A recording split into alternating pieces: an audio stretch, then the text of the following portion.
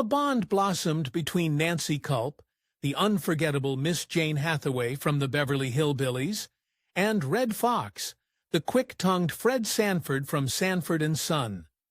For years, their connection was a closely guarded secret, a quiet rebellion against the expectations of their time. But why did they keep it hidden? The answer reveals a deeper story about who they truly were and the world they navigated. Nancy Jane Kulp entered the world on August 28, 1921, in Harrisburg, Pennsylvania, the only child of a traveling salesman and a schoolteacher who later became a principal. Her early life saw her family move from Mifflintown, Pennsylvania, to Miami-Dade County, Florida, before 1935. From a young age, Nancy showed a remarkable brightness and drive that would define her path. She pursued her studies with dedication, earning a bachelor's degree in journalism from Florida State College for Women, now known as Florida State University, in 1943. Not content to stop there, she continued her education at the University of Miami, where she worked towards a master's degree in English and French, becoming a member of the Pi Beta Phi sorority. Before the cameras called her name, Nancy Kulp began her professional journey in the world of words. In the early 1940s, she worked as a feature writer for the Miami Beach Tropics newspaper, where she had the unique opportunity to profile famous personalities like Clark Gable and the Duke and Duchess of Windsor. This early exposure to the lives of celebrities and the inner workings of the entertainment industry offered her a rare glimpse behind the curtain. Later, she moved to Hollywood and joined MGM's publicity department in 1951, further immersing herself in the film world. These experiences provided her with valuable insights, fueling a growing desire to step onto the other side of the camera. However, her budding media career took an unexpected turn during World War II. In 1944, Nancy Kulp put her ambitions on hold to serve her country, joining the United States Naval Reserve. She served with distinction, rising to the rank of lieutenant junior grade and receiving several decorations, including the American Campaign Medal. This period in the military helped shape her strong sense of discipline and a lifelong commitment to public service. It was also a time when the all-female atmosphere appealed to her, a detail that hints at the deeply private aspects of her life she would later guard so carefully. She was honorably discharged in 1946, ready to embark on her next chapter. The early 1950s marked Nancy Kulp's transition into acting. Her unique qualities, a distinctive voice, a towering frame, and a quirky charm quickly caught the eye of casting directors looking for memorable character actors. She soon found herself in supporting roles in notable films like The Model and The Marriage Broker in 1951, Shane in 1953, Sabrina and A Star is Born in 1954. In these early parts, she was often cast as spinsters, secretaries, or eccentric townsfolk. While these roles were often small, Nancy Kulp's nuanced performances made each one unforgettable. Her big break arrived when she was cast as Miss Jane Hathaway, the efficient, prim, and often comically longing banker on the beloved CBS sitcom The Beverly Hillbillies, which ran from 1962 to 1971. Her masterful portrayal, blending uptight professionalism with a subtle romantic longing for the clueless Jethro Bodine, earned her an Emmy Award nomination in 1967. Beyond her iconic role, Nancy Kulp's personal life remained largely out of the public eye.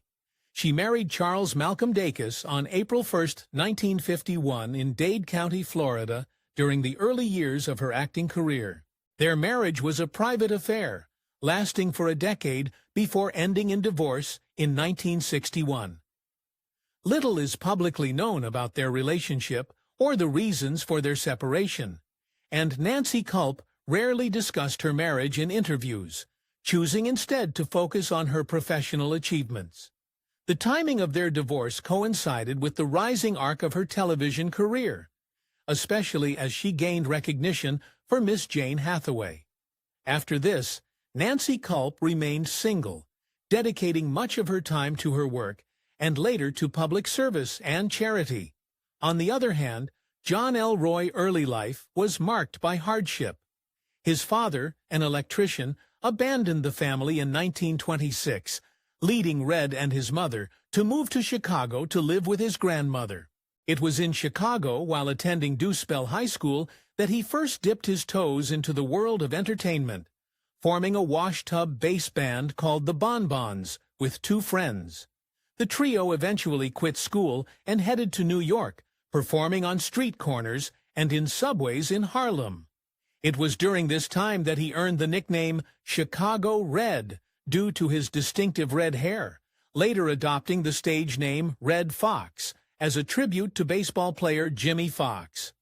Redd Foxx's comedic genius truly began to shine in the black nightclubs of the Chitlin circuit, where he honed a raw, uncensored stand-up act. His breakthrough came in 1955 when he signed with Duto Records and released Laugh of the Party in 1956. This album, featuring his off-color live comedy filled with scatological and self-deprecating humor, was an instant success. He became known as the King of the Party Records, selling millions of albums and pioneering the comedy album genre, paving the way for a generation of African-American comedians like Dick Gregory, Richard Pryor, and Eddie Murphy. His fearless, boundary-pushing style set him apart, making him a unique and influential voice in comedy. By the late 1960s, Redd Foxx began his transition to television, making guest appearances on popular shows like Today, The Addams Family, Mr. Ed, Green Acres, and I Love Lucy. His stand-up career also received a significant boost in 1968, when Hilton International Hotels paid him a staggering $960,000 for 32 weeks of performances. However, it was his iconic role as Fred G. Sanford in the groundbreaking sitcom Sanford and Son, which aired from 1972 to 1977, that made him a household name. This series was a milestone, being one of the first television shows with a primarily African-American cast set in the Watts neighborhood of Los Angeles. Redd Foxx became one of television's highest-paid stars, earning approximately $35,000 per episode. His public image was defined by his brash, quick-tongued, and unapologetically blunt persona, a stark contrast to the refined image of Nancy Kulp. Despite his immense professional success, Redd Foxx's personal life was often turbulent and under intense public scrutiny. He was married 4 times to Evelyn Killebrew, Betty Jean Harris, Yun-Chi Chung, and finally to Ka-Ho Cho in 1991. The same year, he passed away. He also had a stepdaughter, Debrasa. Beyond his complex marital history, Foxx faced significant financial difficulties. After living beyond his means for several years, he filed for bankruptcy protection in 1983, using most of his business ventures, luxury cars, and 3 of his 5 homes. In 1989, the Internal Revenue Service seized his possessions because he owed a staggering $2.5 million in taxes, penalties, and interest. This history of public personal and financial turmoil meant that Redd Foxx was already accustomed to navigating a turbulent public image, which would significantly influence his desire for privacy in any new relationship. The story of Redd Foxx's life came to a dramatic and untimely end. In October 1991, while on the set of his new television series, The Royal Family, he collapsed. Tragically, his co-stars and crew initially believed he was performing his famous heart attack routine from Sanford and Son, a signature comedic bit. However, this was no act. Redd Foxx died of a heart attack at the age of 68. The public, accustomed to the distinct on-screen personas of Nancy Kulp and Redd Foxx, would have found the idea of them together almost unbelievable. She, the buttoned-up intellectual, and he, the boisterous, unfiltered comedian. How could their paths possibly cross in a meaningful way? Their story began to unfold reportedly at a charity event in Los Angeles during the late 1960s. This was a pivotal time for both stars, as they were at the height of their television fame, each a household name in their respective comedic realms. Nancy Kulp was deeply ingrained in the public consciousness as Miss Jane Hathaway, while Redd Foxx was captivating audiences as Fred Sanford. Their presence at such an event would have been expected, but their interaction and the spark it ignited was anything but. Despite the vast differences in their public images, they connected on a much deeper, more intellectual level. It was not the superficial glamour of Hollywood that drew them together, but a shared world of thought and conviction. Both Nancy Kulp and Redd Foxx were known to be voracious readers, possessing a hunger for knowledge and ideas that went beyond their scripts. This shared intellectual curiosity provided a foundation for their bond, allowing them to see past the roles they played for the cameras. Furthermore, they were both deeply passionate about civil rights and unafraid to challenge societal expectations in their private lives. This common ground in their values and their willingness to question the status quo created a powerful, unspoken understanding between them. It was a connection rooted in substance, not just celebrity. Insiders who witnessed them together at private gatherings and parties described a captivating dynamic. They would engage in long, spirited conversations, often filled with laughter and intense debate, stretching into the early hours of the morning. This chemistry, though never showcased on screen, was undeniable to those who saw them in these intimate settings. Their private interactions offered a sanctuary where they could be their authentic selves, away from the demanding glare of the public eye. Their unexpected connection, born from shared intellect and a mutual desire to challenge norms, set the stage for a relationship that defied the era's rigid categories. And for such a bond to flourish, it needed protection from a world not yet ready to understand it. What compelled these two beloved stars to keep their profound connection a secret for so long? One of the most significant reasons for their secrecy was the pervasive societal backlash against interracial relationships during that era, even after the landmark 1967 Supreme Court ruling in Loving v. Virginia made laws against interracial marriage unconstitutional. But widespread public condemnation and social backlash persisted. White families often disowned children who entered into interracial marriages, driven by racist ideas of racial purity and the hypersexualization of black individuals. For a white woman to be with a black man was seen as tainting her, a concept rooted in the dehumanizing, one-drop rule of racial definition.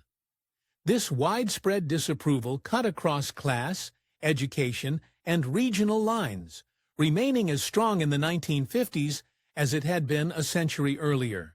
The pressure was immense, with white parents sometimes even forcing their daughters into mental health interventions or confinement to end such relationships. Adding another layer of complexity, some parts of the black community also held nuanced views on interracial relationships, sometimes viewing them with suspicion as an attempt to escape blackness or as a lack of group loyalty. While generally more accepting than white society, there were concerns about assimilation versus working to improve the black community. For Nancy and Redd, being an interracial couple meant facing potential disapproval from multiple fronts, making public acknowledgement a risky endeavor for their careers and personal peace. Beyond the racial dynamics, Nancy Kulp had her own deeply guarded truths. She was known for her fiercely private nature, a characteristic that extended to her personal life and sexuality. In interviews, she offered subtle, almost coded acknowledgments of her sexual orientation. When asked if opposites attract, she famously replied, "My own reply would be that I'm the other sort. I find that birds of a feather flock together." She never explicitly used the term lesbian in public, and for good reason. Her actors in Hollywood during that era, revealing one's homosexuality or bisexuality, carried severe professional risks, often described as a fatal question for their careers. She openly stated that she would not have voluntarily come out as a member of Congress, only denying it if she were outed. The mystery surrounding her brief marriage to Charles Dacus and her later refusal to discuss him further highlighted her profound need for privacy in all aspects of her intimate life. Redd Foxx, on his part, was already navigating a turbulent public image. His personal life had been a frequent subject of headlines, marked by 4 marriages and well-known financial struggles. He had filed for bankruptcy and owed millions in taxes, leading to the Internal Revenue Service seizing his possessions. Adding an unconventional relationship, especially an interracial one, to his already complex public persona would have invited even more intense scrutiny and potential scandal, which he likely wanted to avoid to protect his career and find some measure of personal peace. He was already under immense pressure, and a public relationship of this nature would only amplify the challenges he faced. Ultimately, the decision to keep their relationship a secret was a mutual one, driven by a shared desire to protect something rare and genuine from a world that often judged people based on appearances and rigid societal expectations. So, what was the true nature of this hidden bond that defied so many societal norms? The foundation of their connection was built on deep mutual respect and admiration. Nancy Kulp, with her sharp intellect and civic engagement, saw beyond Redd Foxx's brash, unfiltered comedic exterior. She admired his fearless approach to comedy, recognizing its power as a form of social commentary. His ability to speak truth, even if it was off-color, resonated with her own desire to challenge societal norms and engage with important issues. She appreciated the depth and intelligence that lay beneath his boisterous stage persona. Conversely, Redd Foxx was reportedly drawn to Nancy Kulp's sharp intellect, her dry wit, and her unique sense of humor. He appreciated her depth and substance, seeing her as more than just the prim and proper Miss Jane Hathaway. In Nancy, he found someone who could engage him in meaningful conversation, someone who matched his intellectual curiosity and shared his passion for challenging the world around them. Their chemistry, though never publicly showcased, was evident to those few insiders who witnessed them together at private gatherings and parties. These were not just social events. They were opportunities for genuine connection. They would engage in long, spirited conversations, often filled with laughter and passionate debate, stretching into the early hours of the morning. In these moments, away from the glare of the cameras and the expectations of their fans, they found a unique companionship. It was a space where they could shed their public roles and truly connect as individuals, sharing thoughts, ideas, and laughter without inhibition. For decades, their secret remained just that, a whisper among a few, a mystery to the many.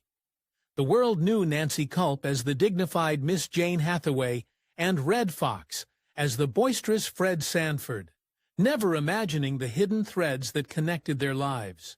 But with time and the poignant coincidence of both stars passing away in 1991, the truth began to surface. In the years following their deaths, more stories and details about their bond gradually came to light. These revelations often emerged from insiders who had kept silent during their lifetimes, perhaps out of respect for Nancy and Redd's desire for privacy, or due to the societal pressures that once necessitated their secrecy. This gradual unveiling allowed for a clearer picture of their relationship to emerge, adding unexpected depth and richness to their well-known public legacies. It was a slow process, but piece by piece, the puzzle of their hidden connection began to form. This hidden chapter profoundly reshapes our understanding of both Nancy Kulp and Redd Foxx. For Nancy Kulp, it reveals a woman of even greater complexity and hidden passions, someone who lived a life far more nuanced than her prim on-screen persona suggested. It shows her as a person who sought genuine intellectual and personal connection, even if it meant defying societal norms in private. For Redd Foxx, it unveils a man capable of profound intellectual connection and quiet companionship, moving beyond the image of solely a brash comedic genius. It highlights his capacity for deep respect and admiration for a woman who was his intellectual equal, demonstrating a side of him rarely seen by the public. Their story serves as a poignant reminder that even in the glitz and spectacle of Hollywood, some of the most meaningful and authentic relationships happen far from the spotlight. These are the bonds rooted in true friendship, deep understanding, and a willingness to see beyond the roles others assign us. It illustrates that public personas are just that, personas, and the true essence of individuals often resides in the connections they forge, away from the world's watchful eye.